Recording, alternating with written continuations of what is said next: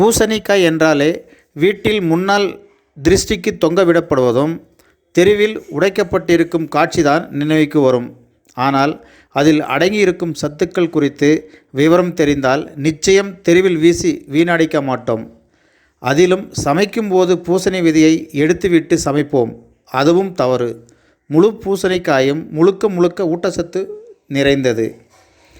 வட அமெரிக்கா, தென் அமெரிக்கா மற்றும் மத்திய அமெரிக்கா ஆகிய நாடுகளில் பூசணி அதிகமாக பயிரிடப்படுகிறது. உலகமெங்கும் சுமார் 40க்கும் மேற்பட்ட பூசணி வகைகள் பயிரிடப்படுகிறது.